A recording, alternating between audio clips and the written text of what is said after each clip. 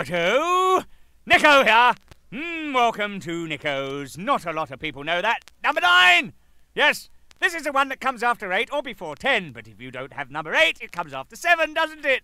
Yes, well, you stupid little people out there who do not have number 8 or number 7 or one of them's missing, because if you don't have those little tokens in your sticky, greasy palms, and you don't have 10 of them at the end of these 10 weeks of releases of the re-released, singles of Iron Maiden, you won't get your little box set, will you? No, because as you will know by now, I haven't told you, but you should know, you will be the proud owner of a special box with some seriously good artwork from Mr. Derek Riggs. Yes, and you will then be able to put all those greasy, horribly grubby pieces of vinyl in there, which, as you know, all have those amazing pictures on them and the little artwork, packages and sleeves and all that good stuff in that box. So keep them all, or else you'll be in severely good trouble. Take that. Now then.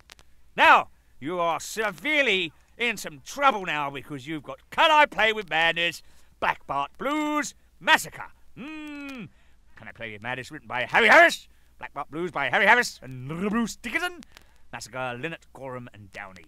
Yes, released the 2nd of March 1988, and it got to... What was that? 3, yes, number 3. It debuted at number 4 in the charts, thanks to you lot out there, you horrible, vicious, mean people to go out and buy such a seriously good single as that and get it to number 3. No, serious, folks. This, what did you say? Debuted at number 4. Oh, by the way, on a more somber note, and something that I must say before we go much further, is that, as you may know, remember the video and all that good stuff for this here single. Well, it was featuring a chap who I think we will all agree was one of the great comedians and one of the major contributors to the Monty Python mob and gang, cahooting geezers out there doing all that mumbo-jumbling stuff with the big boot and stuff squashing everybody. Yes, and was Mr. Graham Chapman. Well, it's a little memorandum to him, memorandum in memory of him. Memorandum, gosh, that boy's crazy. Off the wall.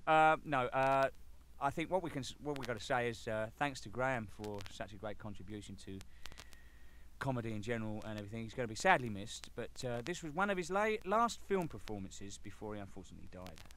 So let's hope he's having a good time up there, and we'll undoubtedly we'll all meet one another time somewhere else at a different place.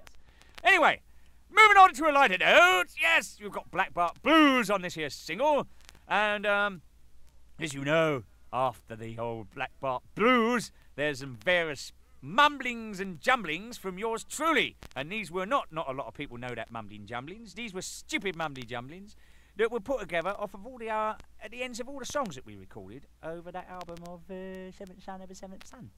Such as, they're gonna put this on a CD. I got quite Charlie Solo. You know, I said I seen him. And all that stuff. Right, well, you know what I mean. As you just didn't listen to it, didn't you? So, there we were, picture this. We were at the playback after we made the album, recorded all that good stuff, mixed it, and we were at the playback for all the EMI people. And all the band were there, and all the press. Mickey Wall and a few other people were there. Hello, Mickey, if we're all out there. And they're doing all the old reviews of this album stuff. So we played Can I Play With. Now, you've got to bear this in mind. None of the chaps, not one of them, let me know what was going on, see. So I was clueless. I know, but as usually, no, now, look, I didn't have a clue, see, so there I was standing now, you picture this, there's the PA system that we were playing this here stuff back through, behind me, and I'm looking down, and all the band, and we'd already gone through the album and all this, and we got up, you know, now singles time, see, everybody was happy, all the EMI bigwigs were there, you know, yeah, whatever, yes, pretty damn good album, don't you think? Well, yes, I do think it's pretty damn good, don't you think, yes, shall we pay the money this week? Yes, pretty good stuff, let's go. So, anyway, having said that, there I am. This damn thing comes on a bleeding music box. After it finishes, Black Bart Blues finishes, that is, there's, hello, you know, and there's all this stuff like answer phone stuff. I phoned someone, I forget where they got that from. Oh, it was a studio answering machine. Hi, Nico here, hi. Anyway, you know, just stupid stuff. Then it starts, doesn't it? Well, can you imagine my face? There's all the band creased up, falling all over the place laughing. They all thought it was the funniest thing since whatever. So there I am, looking at this lot, and I'm kind of feeling a bit embarrassed, you know, because I'd not heard this, and I thought, what's all this mumbling jumbling coming out these here big speakers? Then I looked over at the other side of the room. Well, you know those faces that you get from the theatre, right? You know, you've got the comedy chops and the thriller, you know, and the sad stuff, you know. So there's one smiling, there's one looking like he's just, you know, he's just lost a quid and found a tanner, you know. And so picture this: the room's one half's crawling all over the floor laughing, and the other lot are like, "Yeah, what's going on? What's this stuff coming in?" Can you imagine? This is the world EMI world people, you know, from all over the place. And I tell you, one of these people saw everybody going, "Oh," and he's going, "Oh, yeah, what don't you? It's pretty funny." So they all sort of saw the funny side of it after a while, but it took a while, I tell you. And of course, I was really, really embarrassed, to say the least, because this was all my lunacy stuff, and now you lot fucking got it in your sweaty, greasy, horrible little palms again, ain't you? Anyway, enough of that. Moving on. On the other side, you've got The Evil That Men Do, or on the same side, I don't know how the bloody hell they're putting this. Oh, take that. The Evil That Men Do, written by H. Smith, Adrian Smith, B. Dickinson, Paul Dickinson, and Harry Bomber Harris, Steve Harris. Released the 1st of August, 1988. And on the other side of that, we had Prowler 88 and Charlotte the Harlot, written by Messer Murray and Harris.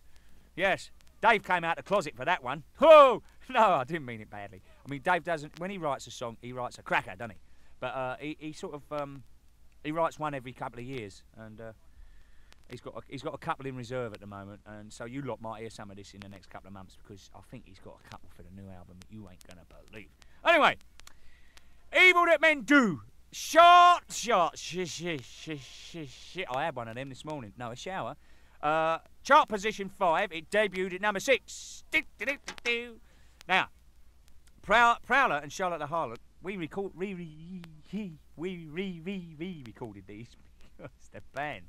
Oh, it's getting silly, and I've got to get out of here and get some fresh air. I mean, you ain't gonna believe what it's like in this little room. Anyway, the band never were completely happy with the original versions, you know, from way back. So, and you lot, you greasy, despicable, mean, mangy-looking lot out there, been requesting some of this stuff from the early material to be recorded, re-recorded with yours truly. No, I'm joking. No, you're re-recorded with Bruce and me. How's that? We'll put me in there too, so that's sweet. So, actually, Steve and I were actually discussing a few months back about all these old songs, the old stuff we've re-recorded, about doing maybe in the future, keeping it the same format. So basically, the end of the day, we might actually have the whole back issue of all the stuff with this sort of Maiden re-recorded, all the old stuff that we weren't on, myself, Bruce and H. So there you go. You never know. By the way, here's a joke for you. I've got to tell you this before I leave, because I'm running out of time. And yeah, it's like this. See, Superman and Batman talking to one another one day. So Superman says, "Here, Bat." "Yeah, what's Matt, Soup?" He said, I was out having a little jaunt over at Central Park the other day. He said, I had a touch of the horn on night. And you never guess what? He said, "What's that, Soups?" He said, "I fucking looked down. Strike me down, there's Wonder Woman, wiggling about, legs up in the air, lasso, all that old stuff. Ooh, she must have been having a good time. Fucking hell. What's she doing?" He says, Batman says, he said, "Well, what did you do?" He said, "Well, I got fucking serious touch of the horn on, didn't I?" He said, "Nearly shot me out of Jupiter." He said, "Did it?" He said, "No, I got as far as Mars."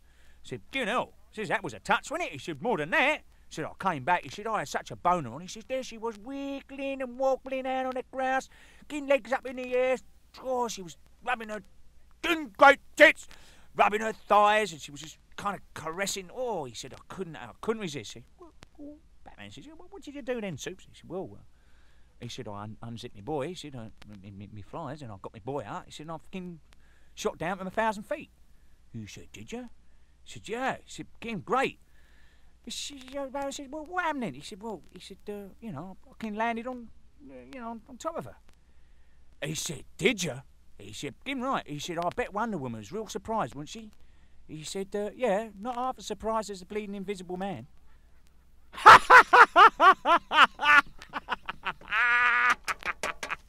Oh dear, never mind. I'm off. I'm going. Ta-da!